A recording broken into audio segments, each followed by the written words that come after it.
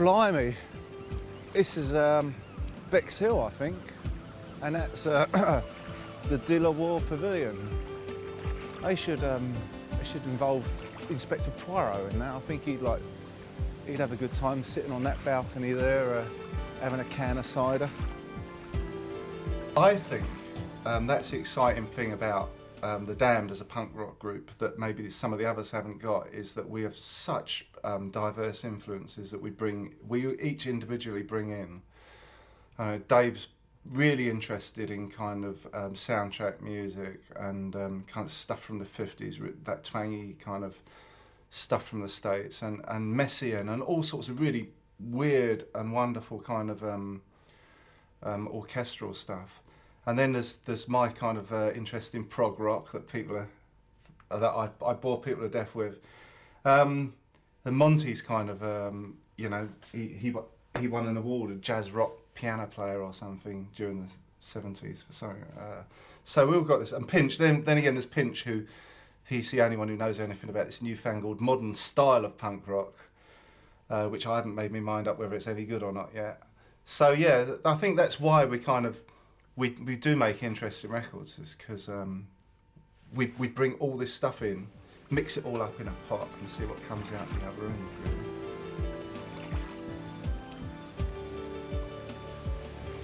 I like trains, I like train spotting, and I tried to work out what that was all about, and I think it's something to do with the perspective. You see the railway lines disappearing into the background and the trees, and it all ends up on one beautiful point. And it's the same with this building, because the whole thing has got these sleek, beautiful perspective lines which end up over there, and then there's that wacky round thing going on in the middle, you know, which I suppose at the time they all thought was disgraceful and shouldn't be allowed, you know. Prince Charles would have absolutely loathed and detested this building.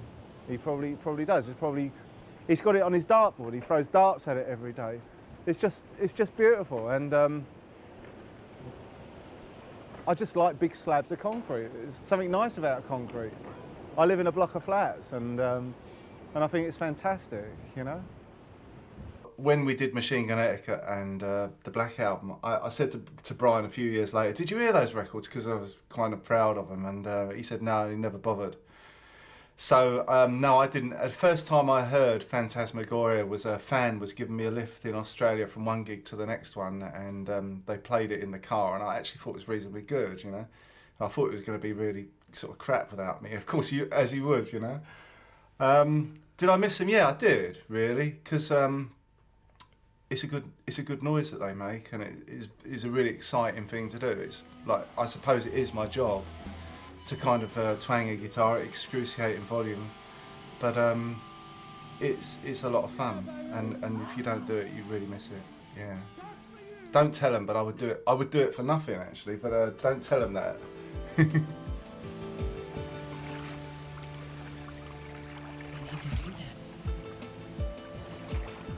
Captain Sensible, sponsored by Old Country Cider.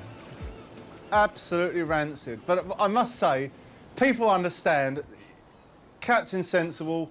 I've had a dubious and checkered career. I understand that people.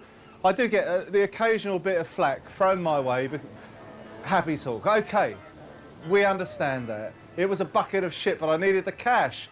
And you know, if you're a working class bloke, you're a former toilet cleaner, and somebody says, "Would you accept this large suitcase full of cash?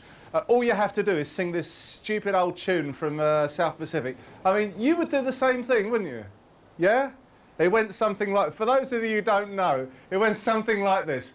Happy talk, keep talking, happy talk. Talk about things you'd like to do. You've got to have a dream if you don't have a dream. How you gonna have a dream come true? And A&M. I was at school in the 60s, and I could take it or leave it. You know, Top of the Pops was on, and some of it was good.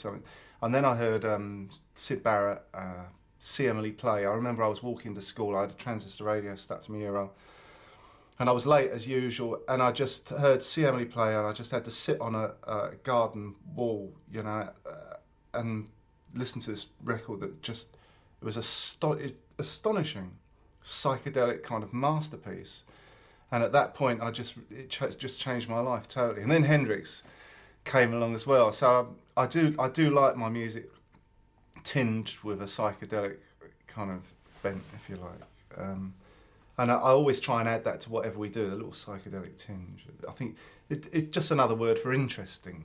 And glass is nice as well. Glass bricks, all that old nonsense. Terrific.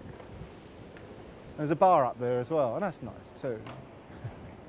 Life's great, isn't it? You know, when you've got plenty of concrete and a pint of beer and a damned record.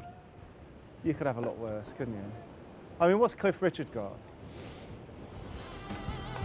Fuck all.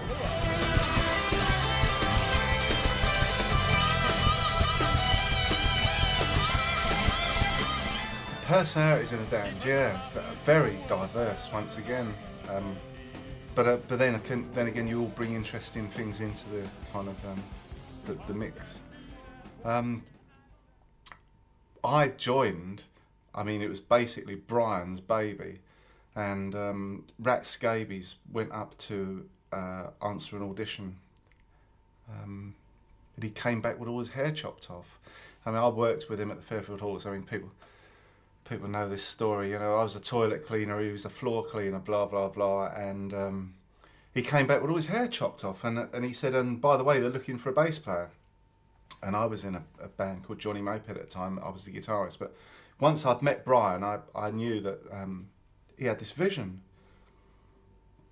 and so I went with it, and I had my hair chopped off, and blah blah blah, and Dave did as well. So yeah, it was totally Brian's thing. See, the thing about rock and roll is it is not good for your health, and so generally I try to kind of keep myself together somehow. In this lunatic career that I've had in rock and roll, it's just like vomiting on life, blah blah blah. This cider is absolutely terrible. The records, I think, stand the test of time. Machine Gun Etiquette and Damned Damned Damned in particular. I mean, I know it's Damned Damned Damned. It's just like an astonishing record. That at the start of British punk, there was that.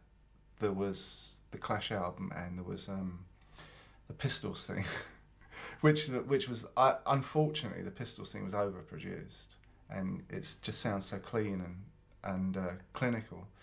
And Damned Damned Damned was just the perfect production because it's so gnarled and so so scuzzy, and there's mistakes on there, and like it's just a fucking great punk album. It's punk rock. Encapsulate it. If you want to know what punk rock is, put that record on. I'm immensely proud of that, and some of the later albums as well, the Black Album and stuff's got, you know, it's very, very interesting. I hate blowing my own trumpet and that, but they're good records. This version of The Damned is the happiest, and who can say whether it won't be considered to be one of the best? I mean, that's not for me to say, but I know I've got tapes here, you know, of us live, which rank with any live music that we've ever done. You know, it's exciting and it's kind of experimental in places.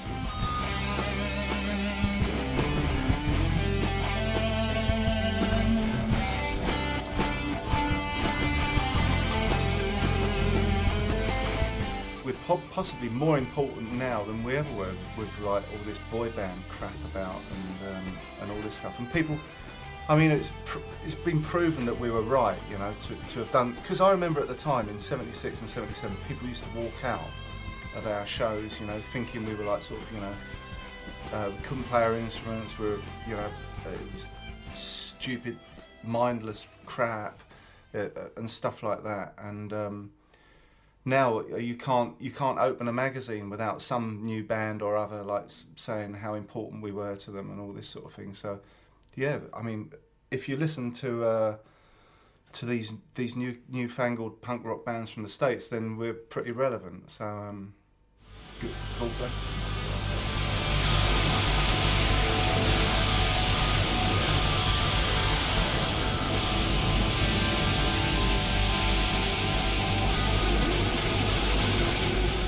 I think something we do that maybe other bands could actually look at and maybe learn from is we really let the audience kind of have about 50% of the kind of say in which direction the show goes in, and there's bits between the songs where they chant, and I mean they insult their old mates, the band.